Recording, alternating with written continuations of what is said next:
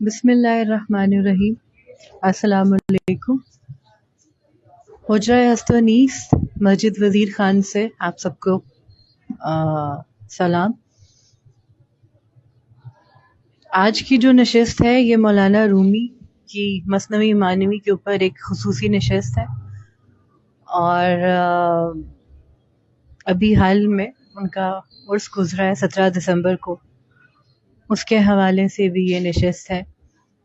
اور آج کی جو ریڈنگ ہے، انتخاب ہے، حصہ دوم میں سے ہے مثنوی کے، اور سب سے پہلے آغاز جو ہے ان کی مناجات سے، یعنی کہ دعا، اور پھر اسی سے ریلیٹڈ جو دعا ہے، مناجات ہے، اس سے ریلیٹڈ ایک سٹوری ہے، ایک بادشاہ اور دو غلاموں کی۔ جناب اجازت ہے شروع کریں؟ اچھا، بسم اللہ الرحمن الرحیم۔ صدائے پاک جو لا شریک ہے اور کسی مدد سے مستغنا ہے، ہماری دستگیری فرما اور ہماری خطاؤں سے درگزر فرما، آمین۔ یاد دی مورا سخن ہائے رقیق کہ تو را رحم آورد ای رفیق۔ ہمیں وہ رکت آمیز باتیں سکھا دے کہ اے مہربان جو کہ تیرے رحم کا سبب بنے۔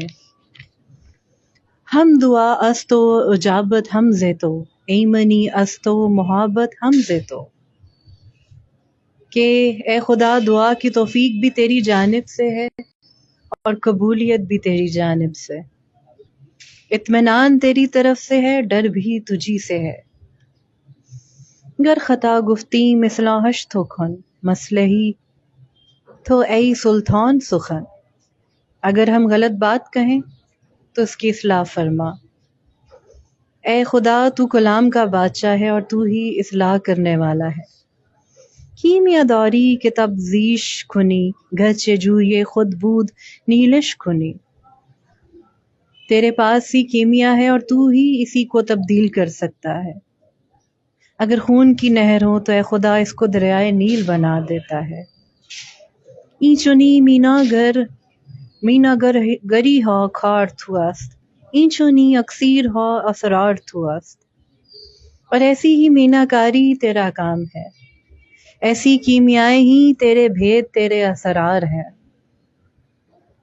آب را و خاک را برہم زدی ز آب و گل نقش تن آدم زدی،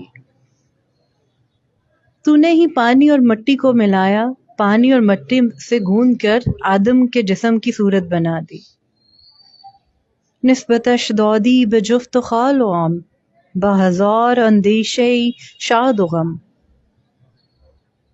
پھر تو نے یہ پانی اور مٹی سے ملا کر آدم کی تخلیق کی، اور پھر اسی کے ساتھ اس کے نسبتیں یعنی اس کے رشتہ داری بنائی، اور اس کے ساتھ ہزاروں خوشیاں اور غمی کے خیالات وابستہ کیے۔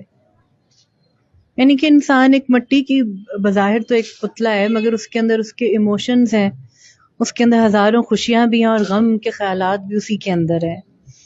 باز بازے را ربائی دادے زیں غم و شادی جدائی دادے، پھر تو نے باز کو چھٹکارا دے دیا، اس غم اور خوشی سے جدا کر دیا۔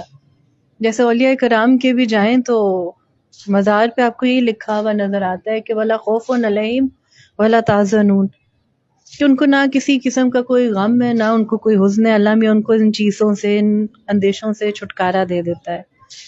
بردے از خویش و پیوند و سرشت کردے در چشم اون ہر خوب زشت، اس کو اپنے دوستوں، عزیزوں اور سرشت سے نکال لیا، اس کی نظر میں ہر لبھانے والی چیز کو برا بنا دیا۔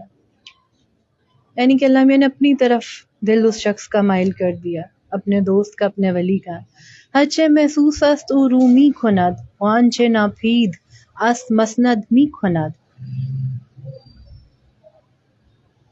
وہ ہر محسوس چیز کو رد کر دیتا ہے، جو غیر محسوس ہے اس کو سہارا بنا دیتا ہے۔ عشق او پیدا او معشوقش نہاں یار بیرون فتنہ او در جہاں، اس کا عشق ظاہر ہے اور اس کا معشوق پوشیدہ ہے۔ یار کائنات باہر ہے، جہان میں اس کا فتنہ ہے. ہیں رہا کن عشقہائے صورتی، نیست پر صورت نہ بر روی ستی. آگے مولانا کہتے ہیں کہ خبردار، صورت کے عشقوں کو چھوڑ، اور کیونکہ اور اس صورت پرستی کو چھوڑ. آنچه معشوقہ سود آنچه معشوقہ صورت نیست ہاں، خواہ عشق این جہاں خواہ آن جہاں. جس سے عشق ہے وہ صورت نہیں، خواہ اس جہان عالم ناسوت کا عشق ہو یا جہان عالم سوت کا. آنچه بر صورت تو عاشق گشت ہے، چون بھروں شد جان چرایش ہشت ہے. جس کی صورت پر تو عاشق ہو رہا ہے، جب اس کی جان نکل گئی تو اس کو کیوں چھوڑا ہے. صورتش بر جاست این سیری ز چیست، عاشقہ او جو کہ معشوق تو کیست. اس کی صورت موجود ہے، یہ دل بھرنا کیوں ہے. اے عاشق ڈھونڈ کے تیرا معشوق کون ہے. آگے مولانا رومی فرماتے ہیں کہ آنچے محسوس است گر معشوق ہے است، عاشق استے ہر کے اورا حس ہست. وہ یہ کہتے ہیں کہ اگر ایسی چیز جو کہ محسوس ہو جائے، اگر وہی معشوق ہے تو جس میں بھی حصہ ہے وہ عاشق ہوتا ہے. چون وفا آن عشق افزوں می کند، کہ وفا صورت دیگر گو می کند. جب وفاداری عشق کو بڑھاتی ہے تو وفا صورت میں کب تغیر کرتی ہے. یعنی کہ یہی جیسے کہ لستب بربکم، اس میں بھی ایک عہد کا اور وفا کا ذکر ہے، عہد کا. تو وہ یہ کہتے ہیں کہ اصل تو آپ صورت یا فارم کے عاشق نہیں ہوتے، آپ تو وہی اصل تو خدا کی ہی جو یہ پوری کائنات ہے اسی کا چہرہ ہے جس جگہ پہ بھی رخ کرے. تو یہ تو آپ کی فزیکل نیچر ہے، یہ تمام کائنات اور انسان. تو اصل چیز وفاداری ہے کہ جب وفاداری عشق کو بڑھاتی ہے تو وفا صورت میں کب تغیر کرتی ہے. پر تو خورشید بر دیوار تھاف تابش اری تھی دیوار یافت. آفتاب کا عکس دیوار پہ پڑا تو عارضی چمک دیوار نے حاصل کر لی. یعنی کہ دیوار کی تو کوئی حقیقت نہیں ہے. بر کلوخ دل بچئی بندی ای سلیم، اور طلب اصلی کہ او تابد مکین. ایسے سادہ لو، تو ڈھیلے سے کیا دل لگاتا ہے، اصل کو طلب کر جو ہمیشہ چمکتا ہے. اے کہ تو ہم عاشقی بر اصل خویش، خوشی بر صورت پرستاں دیدے بیش. اے وہ کہ تو بھی اپنے زوم میں اصل پر عاشق اپنے آپ کو صورت پرستوں سے زیادہ افضل سمجھتا ہے. پر تو عقل است آن بر حس تو، آریت میداں ذہب بر مست ہو. تیرے اس احساس پر عقل کا سایہ پڑ گیا ہے، اپنے تانبے پر سونے کو عارضی سمجھ. چون زر اندھ و سرد خوبی در بشر، ورنہ چون شد شاہد تو پیر خر. انسان کا حسن ملمے کی طرح ہے، ورنہ تیرا معشوق بوڑھے گدھے کی طرح کیوں ہوا. اندک اندک می ستاند آن جمال، اندک اندک خشک می گردد نہال. اللہ تعالیٰ اس حسن کو تھوڑا تھوڑا واپس لیتا رہتا ہے، آہستہ آہستہ ہرا بھرا پودا خشک ہو جاتا ہے. اور آگے کہتے ہیں کہ رد نہ امرو نہ نقص ہو بے خواں، دل طلب کن دل مو بر استخواں. اور پھر قرآن کی ایک آیت ہے نا کہ جس میں اللہ تعالیٰ فرماتا ہے کہ نعمر ہو ننقص ہو فی الخلق. یعنی کہ بوڑھی عمر کے بعد میں بتایا ہوا ہے کہ انسان کو پہلے اللہ تعالیٰ جوانی عطا کرتا ہے، خوبصورت و توانا صحت مند جسم عطا کرتا ہے، پھر آہستہ آہستہ وہ بوڑھا ہو جاتا ہے. اور یہی قرآن میں ذکر ہے کہ اور جس کو ہم بڑی عمر دیتے ہیں اس کی بناوٹ میں الٹا گھٹا دیتے ہیں. تو آگے مولانا رومی کہتے ہیں کہ دل کو طلب کر ہڈی سے دل نہ لگا، کہ آن جمال دل جمال باقی است، دو لبش از آب حیوان ساقی است. کیونکہ دل کا حسن باقی رہنے والا حسن ہے، دل کے دونوں لب آب حیات کے ساقی ہیں. خود وہی پانی ہے، وہی پلانے والا ہے اور مست ہے. جب تیرا دل ٹوٹا تینوں ایک ہوئے. جیسے کہ اسی طرح ایک اور مولانا کا دیوان شمس میں بھی شعر ہے نا کہ ناتے گفت مرو آنجا کہ چشم حیات منم، کہ میں نے تمہیں نہیں کہا تھا کہ وہاں نہ جاؤ، کہ در این سراب فنا چشم حیات منم، کہ یہ جو سراب فنا ہے یہ ساری دنیا، اصل جو رواں چشمہ ہے وہ تو میں ہوں، خدا تعالیٰ فرماتا ہے۔ کہ آگے وہ کہتے ہیں کہ آن بود مانا کہ بستان تھوڑا بے نیاز از نقش گردانت تھوڑا، اصل تو وہ ہوتی ہے جو تیری خودی کو ختم کر دے، تجھے صورت سے بے نیاز بنا دے۔ اب یہاں پہ یہ نوٹ کیجئے گا کہ یہ جو جملے ہیں اس دعا کے، مناجات کے، اگلی جو کہانی ہے وہ اسی سے متعلق ہے کہ ایک ظاہری خوبصورتی اور ایک اندر کا حسن، باطنی حسن، اس کے بارے میں یہ دو غلام ہیں، ایک ظاہری حسین ہے اور ایک باطنی حسین ہے۔ تب یہ مناجات تھوڑی سی اور ہیں، پھر اس کے بعد وہ کہانی شروع ہوتی ہے کہ نبود آن مانی کے کور و کھر کند مر تھرا بر نقش عاشق تھر کند، اصل وہ نہیں ہے جو اندھا اور بہرا بنائے، تجھے صورت پر زیادہ عاشق کر دے۔ اندھے کا غصہ غم بڑھانے والے خیالات ہے، ظاہری آنکھ کا حصہ فانی خیالات ہے۔ شد خر نفس تو بر میخش بیبان چند بے گریزت زی کار و بار شان، تیرا خر نفس یعنی کہ گدھا قبضے سے نکل گیا تو اس کو کھونٹے سے باندھ، تو کاروبار سے کب تک گریز کرے گا۔ یعنی کہ انسان کا نفس ہے، وہ کہتے ہیں کہ اس کو جو ہے ایک گدھے کی طرح ہے، اس کو جو ہے کھونٹے سے باندھ کے ضروری ہے، آپ شریعت کی کھونٹی کہہ لیں یا کوئی بھی کہہ لیں، اور اس کو آپ کو کھلے عام نہیں چھوڑ سکتے۔ تو آگے یہ کہتے ہیں کہ تیرا نفس قبضے سے نکل گیا، اس کو کھونٹے سے باندھ، تو کاروبار سے کب تک گریز کرے گا۔ آگے کاروبار سے کیا مراد ہے، کسب، وہ بھی آگے مولانا بیان فرماتے ہیں کہ بار صبر و شکر او را برد نیست، خواہ در 100 سال خواہی 30 و 20، صبر اور شکر کا بوجھ اس کو اٹھانا ہے، خواہ 100 سال ہو خواہ 30 اور 20 سال میں۔ یعنی کہ جسم کو کہہ رہے ہیں کہ یہ گدھا ہے، اور اس کے اوپر جیسے انہوں نے ایک اور جگہ بھی کہتے ہیں کہ جسم گدھا ہے اور جو روح ہے حضرت عیسیٰ کی طرح ہے، اور ایک سوار کو جو ہے فلی کنٹرول ہونا چاہیے اپنی سواری کے اوپر۔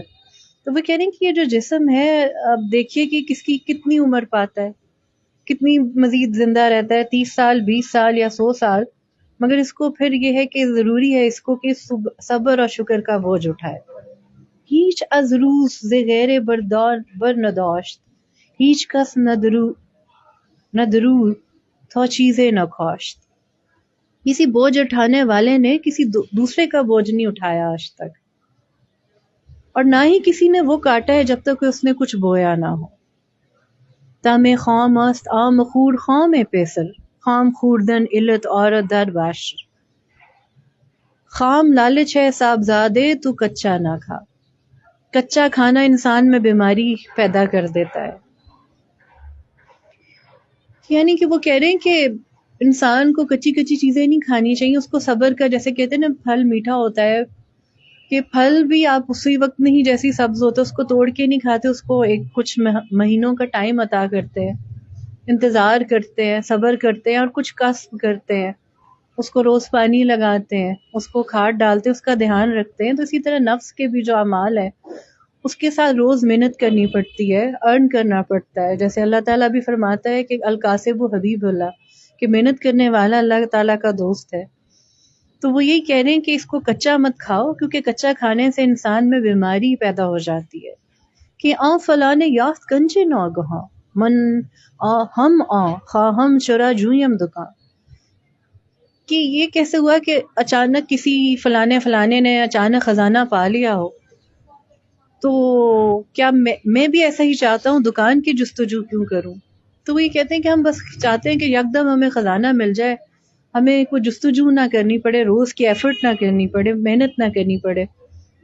خار بخت است آن ہم نادرست، کس باید کرد تا تن خادر است، یہ مقدر کی بات ہے اور وہ بھی بہت نادر ہے. کہتے ہیں ہو سکتا ہے کہ آپ کو خزانہ مل جائے تو مگر یہ بہت ہی ریئر ہے، نادر ہے کہ جب تک جان میں ہے، جب تک بدن میں جان ہے کمائی کرنی چاہیے.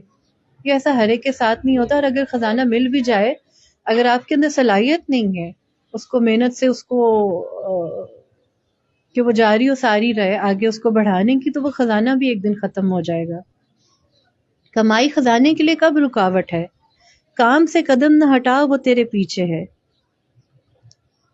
اور آگے کہتے ہیں تو اگر مگر میں ہرگز نہ پھنس کہ اگر میں یہ کرتا یا وہ کرتا. خز اگر گفتن رسول با وفاق منع کرد و گفت ہست آز نفاق.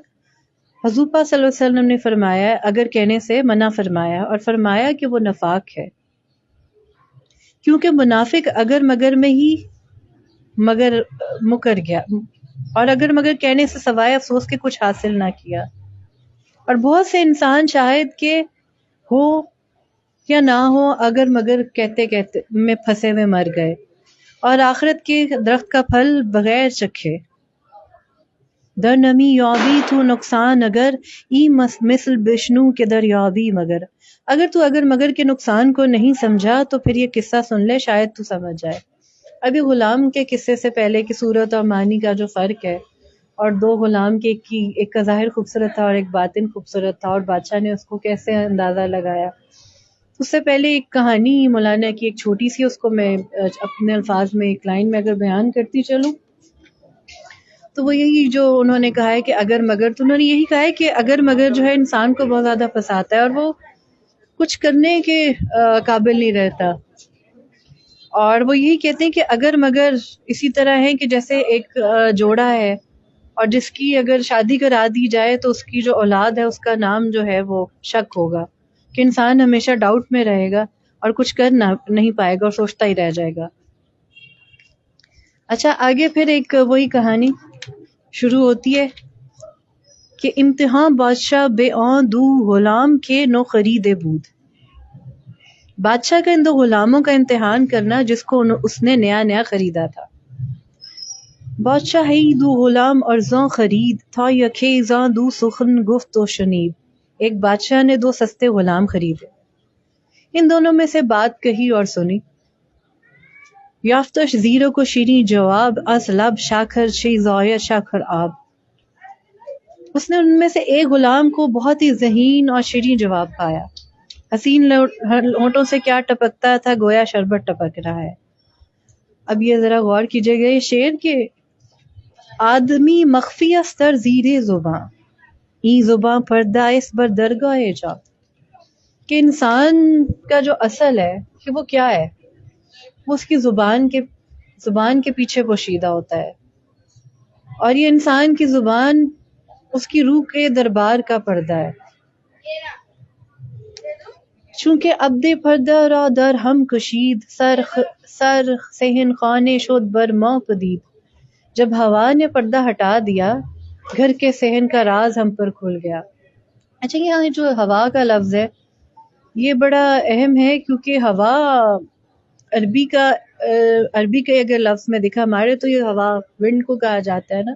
عربی میں ہوا کہتے ہیں اس کو، آپ کی خواہش کو، ڈیزائر کو بھی کہا جاتا ہے. کہ جب انسان کسی اس میں مبتلا ہوتا ہے خواہش میں اور کسی چیز کے پیچھے بھاگتا ہے تو پتہ چلتا ہے کہ وہ کیا ہے. اور پھر جب زبان اپنی اصل کھولتا ہے تو پتہ چلتا ہے کہ ایک پردہ ہٹتا ہے کہ اس کے اندر کیا چھپا ہوا ہے، کہ اس کے اندر نفس میں کیا ہے. کہ اندر آ خانے گوہر یا گندم است، کہ اس گھر میں موتی ہے یا گندم ہے. گنج زر یا جملہ مارو کش دم است، کہ اس کے پیچھے سونے کا خزانہ ہے یا سب سانپ اور بچھو ہیں. یاد رو گنج است تو مارے بر کھراں زان کے نبود گنج زر بھی پاسباں. یا اس میں خزانہ ہے اور کنارے پر سانپ ہے، اس لیے کہ سونے کا خزانہ محافظ کے بغیر نہیں ہوتا. بی تامل و سخن گفتے چنا کھس پھس پا نسد تامل دیگرا. وہ بے تامل ایسی باتیں کرتا جو دوسرے 500 بار غور کر کے کرتے. گفتے در باطنش دریاستے جملے دریا گوہر گویا استے. گویا اس کے اندر ایک دریا ہے جو موتی ہی موتی ہوں، اور وہ غلام جب بولتا ہو تو ایسے جیسے ہوا میں موتی ٹپکتے ہوں۔ نور ہر گوہر خزد و تاباں شدے، حق و باطل را ازاں فرقاں شدے۔ ہر موتی بات کا نور جو اس سے چمکتا، حق اور باطل اس سے الگ الگ ہو جاتے۔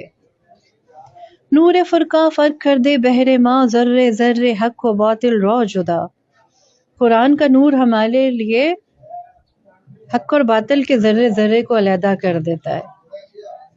نور گوہر نو چشمے ماں شدے، ہم سوال و ہم جواب ماں دبے۔ موتی کا نور ہمارے آنکھ کا نور ہو جاتا ہے، اور ہمارا سوال بھی ہمارا جواب ہی ہو جاتا ہے۔ چشم کش کر دی دو دیدی کرز ماں، چو سوال است ای نظر در اشتباہ۔ تو نے آنکھ کو ٹیڑھا کر لیا، چاند کی ٹکیا کو دور دیکھا۔ اشتباہ کے معاملے میں ٹیڑھی نظر سوال اعتراض جیسی ہے۔ چاند کو دیکھنے میں اپنی آنکھ سیدھی کر لے تاکہ تو چاند کو ایک دیکھے، یہ جواب ہے۔ اب مولانا رومی یہی کہتے ہیں کہ آپ کی اگر نظر ٹیڑھی ہو تو آپ کو چیزیں بھی ٹیڑھی ٹیڑھی نظر آتی ہیں، اور قرآن کے بھی شروع میں یہی ہے نا کہ جس کی آنکھ میں ٹیڑھ ہوتا ہے اس کو قرآن میں بھی کجروی ٹیڑھ نظر آتا ہے۔ تو آگے مولانا رومی فرماتے ہیں کہ فکرت را راست کن نیکو نگر، ہست ہم نور و شعاع آن گوہر۔ اپنی فکر کو سیدھا کر لے، اچھی طرح دیکھ، وہ بھی اس موتی کا نور اور شعاع ہے۔ یعنی کہ آپ کی سوچ کو اگر آپ سیدھا کر لیں تو یہ بھی اللہ تعالیٰ کا تحفہ ہے، اور انسان کا ہی نور انسان کے اندر جو ہے وہ چمکتا ہے۔ ہر جواب کان زی گوش آیت بے دل، چشم گفت از من شنو اور را بہل۔ جو جواب کان کے ذریعے سے دل میں پہنچتا ہے، چشم بصیرت کہتی ہے مجھ سے سن اس کو چھوڑ۔ یعنی کہ ایک انسان کانوں سے سنتا اور ایک دل کے بھی کان ہوتے ہیں، اور انسان کا دل، جن لوگوں کا دل سیدھا ہوتا ہے، مطلب جن کے ٹیڑھ نہیں ہوتی، ان کے اندر چشم بصارت ہوتی ہے، اور ایسے جو دل ہے قرآن میں بھی اس کے لیے فؤاد کا لفظ استعمال کیا ہے۔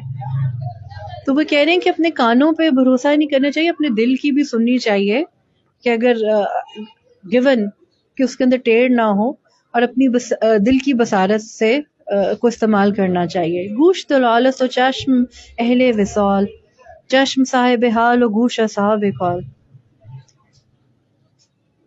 کہتے ہیں کان تو دلال اور چشم بصیرت خود صاحب وصل ہے۔ چشم بصیرت صاحب حال اور کان زبانی بات کرنے والوں میں سے ہے۔ وہ کہتے ہیں کان تو آپ کا جسٹ ایک میڈیم ہے، ایک سورس ہے، ذریعہ ہے، اور اصل جو آپ کے اندر جو صاحب بصیرت ہے نا، آپ کے دل کی جو بصیرت ہے وہ خدا سے وصل میں ہے، وہ آپ کو بتاتی کہ کیا صحیح ہے کیا غلط ہے۔ در شنید گوش تبدیل صفات، در عیان دید ہاں تبدیل ذات۔ کان سے سننے میں صفات کی تبدیلی ہے، مشاہدوں سے ذات کی تبدیلی ہے۔ اب یہ بھی بڑا نقطہ ہے کہ آپ جب کان سے سنتے ہیں تو آپ کی ایٹریبیوٹس، آپ کے صفات تبدیل ہوتے ہیں، اور جب آپ مشاہدہ کرتے ہیں دل کی آنکھ سے تو آپ کی پوری ذات میں، آپ کی پوری پرسنالٹی، آپ کا کریکٹر اس میں چینج آتا ہے، تبدیلی ہوتی ہے۔ زیاتش ار علمت یقین شد بے سخن، پختگی جو در یقین منزل مکن۔ بلا شبہ اگر آگ کا تجھے علم الیقین ہو گیا ہے، یقین میں پختگی طلب کر، ٹکاؤ نہ کر۔ یعنی کہ 3 علم یقین کے ہوتے ہیں نا، آپ سب کو پتہ ہی ہوگا کہ ایک تو ہوتا ہے کہ جب آپ سن کے یقین کرتے ہیں، ایک آپ عین الیقین ہوتا ہے کہ آپ دیکھ کے یقین کرتے ہیں، اور ایک حق الیقین ہوتا ہے کہ جس میں جب آپ کا ہاتھ جلتا ہے، ہاتھ جلا کے پتہ چلتا ہے، یقین ہوتا ہے جب آپ اس کو مشاہدے کے تھرو، جب آپ اس تجربے کے ذریعے جب آپ اس میں سے گزرتے ہیں، اس کو عین الیقین، حق الیقین کہتے ہیں۔ آگے کہتے ہیں کہ مولانا رومی کے تن سوزی نیست آن عین الیقین، این یقین خواہی در آتش نشین۔ جب تک آگ تجھے جلا نہ دے تجھے عین حاصل نہیں ہوگا۔ تو یقین چاہتا ہے تو جا آگ میں بیٹھ جا، آگ میں جل۔ گوش چو ناکت بود دیدے شود، ورنہ کھل در گوش پیچیدے شود۔ کان اگر پرکھنے والے ہو تو چشم بصیرت بن جاتا ہے، ورنہ بات کان میں لپٹ کر رہ جاتی ہے۔ ای سخن پایاں ندارد باز گرد، تھا کہ شاہ بے آن غلام مانش چی کر. یہ بات انتہا نہیں رکھتی ہے، چل واپس لوٹ اپنے قصے کی جانب کہ بادشاہ اپنے غلاموں سے کیا کرتا ہے. اگلی جو اس کی ہیڈنگ ہے، عنوان ہے رما کردن بادشاہ یکے رازاں دو غلام و عزیز دیگر حال پرسیدن. بادشاہ کے ان دو غلاموں میں سے ایک کو روانہ کر دینا، دوسرے سے حال دریافت کرنا. اب بادشاہ جو ہے ایک غلام کو بھیج دیتا ہے اور دوسرے جو غلام ہوتا ہے اس کو اکیلے میں بلا دیتا ہے تنہائی میں، اور پھر کہتا ہے کہ آن غلام اکرا چو دید اہل زکا آن دیگر را کرد اشارت کے بیا. جب اس شاہ نے اس پیارے غلام کو ذہین سمجھا تو دوسرے کو اشارہ کیا کہ جا. کاف رحمت گفت تمش تصغیر نیست جد چو کویت طفل کم تحقیر نیست. اس نے کہا کہ اچھا فارسی میں ہوتا ہے کاف ہوتا ہے کہ میرے چھوٹے کے لیے ہوتا ہے، تو وہ کہتے ہیں غلامک یعنی کاف اس لیے نکالا ہے، میں نے پیار سے کہا ہے، اس کی تحقیق کے نہیں کہا کہ میرے چھوٹے غلام. اچھا آگے کہتے ہیں کہ چوں بے آمد آن دھوم در پیش شاہ بود او گندے دہان دنداں سیاہ. جب وہ دوسرا غلام بادشاہ کے سامنے آیا اس کا منہ بھی گندا تھا اور اس کے دانت بھی کالے تھے. گرچہ شاہ ناخوش شد از گفتار او جستجوئے کرد ہم زی اسرار او. بادشاہ اگرچہ اس کی گفتگو سے منہ کی بدبو سے ناخوش ہوا تاہم اس کے بھیدوں کی جستجو نہ کی. یعنی کہ بادشاہ نے صورت پرستی کی، ظاہر کو صرف دیکھا کہ اس کا کالا رنگ اور اس کے دانتوں کا پیلا رنگ دیکھ کے بادشاہ کو جو ہے اس کی بدصورتی سے دیکھ کے تھوڑی سی الجھن ہوئی. مولانا کہہ رہے ہیں کہ اس دن بادشاہ نے صرف اس کی ظاہری شکل دیکھی، یہ نہیں دیکھا کہ اس کے اندر کیا ہے، اس کے اندر کیا وفا ہے، اس کے اندر کیا موتی چھپے ہوئے ہیں. گفت با این شکل و گندے دہاں دور بنشی مرکب این سوتر مرا.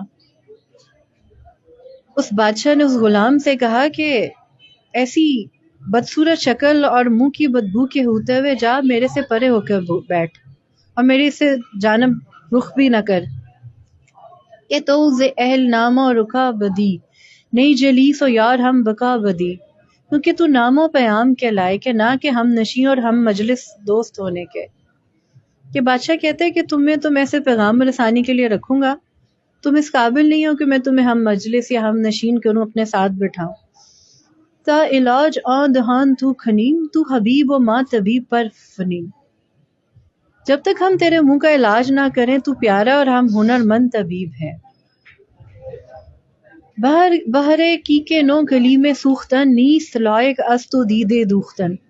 ایک پسو کی وجہ سے نئی گدڑی کو جلانا مناسب نہیں ہے، اسی طرح تجھ سے آنکھیں بند کر لینا مناسب نہیں ہے. یعنی کہ بادشاہ نے کہا کہ ابھی ہم تیری تربیت کریں گے، علاج کریں گے، تو بھی بہت پیارا انسان ہے اور ہم بھی ایک ہنرمند طبیب ہیں، اور ایک جو پسو ہوتا ہے اس کیڑے کی وجہ سے اب پوری گدڑی یعنی پورا لباس نہیں جلا دینا چاہیے. تو اسی طرح ہم بھی تجھ سے پوری طرح آنکھیں نہیں بند کریں گے کیونکہ مناسب نہیں ہے.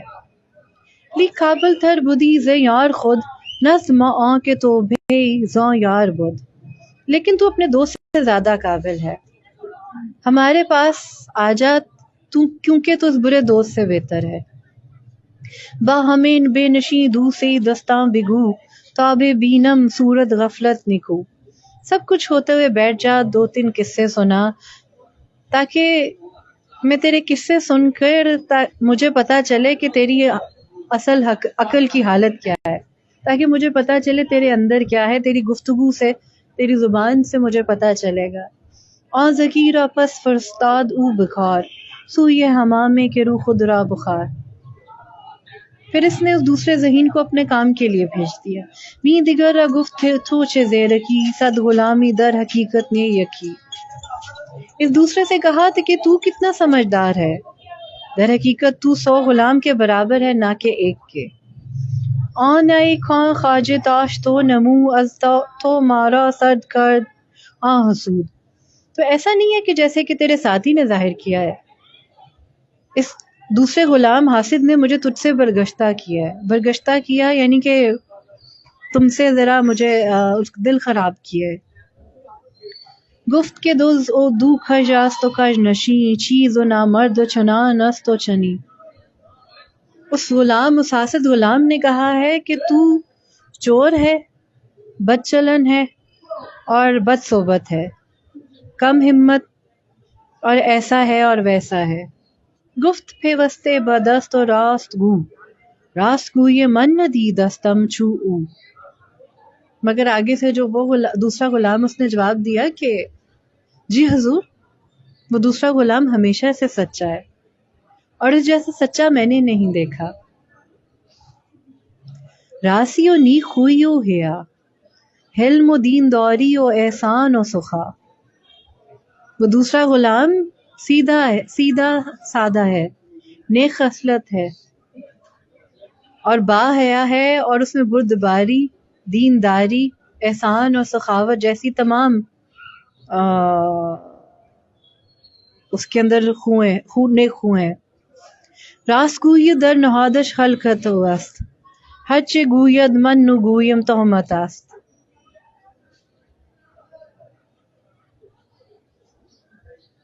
اور سچائی اس کے مزاج سے پیدائشی ہے، یعنی کہ وہ پیدائشی سچا ہے، اور وہ جو کچھ کہتا ہے میں نہیں کہتا کہ وہ تہمت ہے. حضور یعنی کہ جو اس نے کہا ہوگا سچ ہی کہا ہوگا. اگر اس نے ایسے کہا ہے کہ میرے بارے میں اگر برائی کی ہے تو ٹھیک ہے. کش ندانم آن نکون دیش را، متہم دارم وجود خیش را. میں اس نیک خیال کو ٹیڑھا نہیں سمجھتا ہوں، میں اپنے آپ کو ملزم ٹھہراتا ہوں. باشد او در من ببیند عیب ها، من نہ بینم در وجود خود شہا.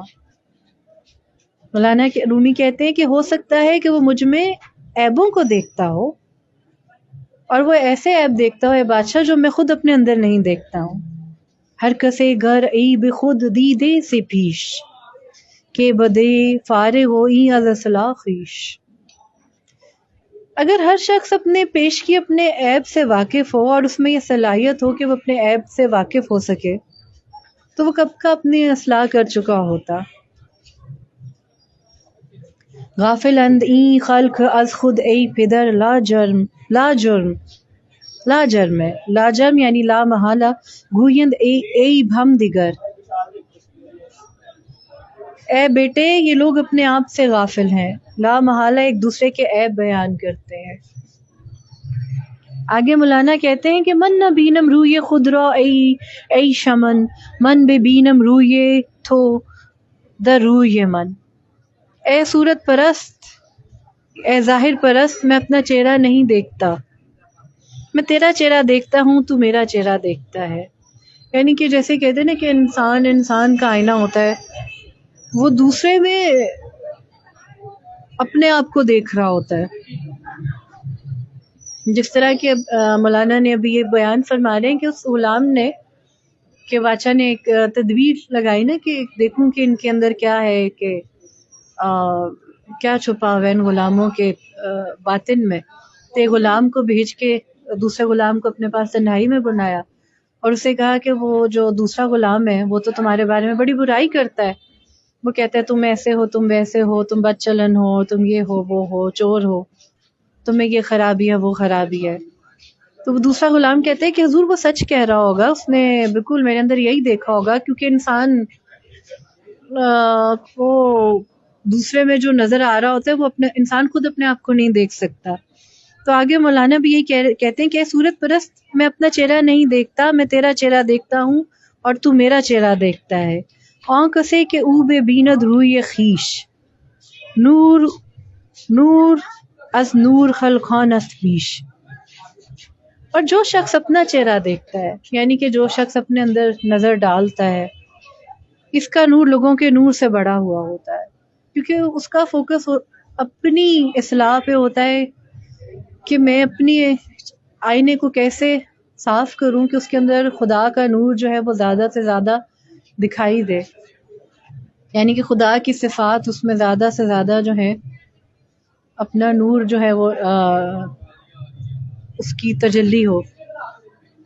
گر بمیرد نور او باقی بود، ز آنکھ دیدش دید خلاقی بود. اور وہ کہتے ہیں ایسا شخص جو اپنا چہرہ دیکھ پاتا ہے اس کا اور جس کا نور زیادہ سے زیادہ ہوتا ہے، اگر وہ مر بھی جائے تو اس شخص کا نور باقی رہتا ہے، کیونکہ اس شخص کی نظر خدائی نظر ہوتی ہے۔ نور حسی نبود آ نورے کہ او روی خود محسوس بیند پیش او، وہ نور حسی نہیں ہوتا کہ یعنی کہ وہ یہ جو 5 ہماری جو حسیات ہوتا ہے ان پر منحصر نہیں ہوتا کہ جو کہ وہ اپنے چہرے کو آمنے سامنے محسوس کرے۔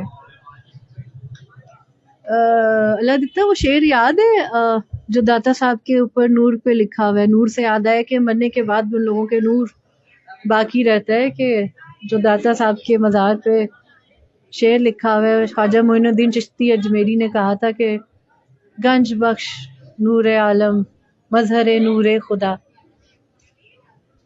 ناقصاں را پیر کامل کاملا را رہنما، کہ یعنی کہ ان کے اگر نور کی بات کی جائے تو آپ دیکھیں داتا صاحب کا نور، مولانا رومی کا نور ان کی مثنوی کی صورت میں، اور تمام بزرگوں کا جو نور ہے، چاہے بڑے صغیر میں ہو، چاہے ملک کے کسی حصے میں ہو یا دنیا کے کسی بھی حصے میں ہو، ان کا نور ابھی تک باقی ہے، مگر باقیوں کے نور ابھی ختم ہو گئے۔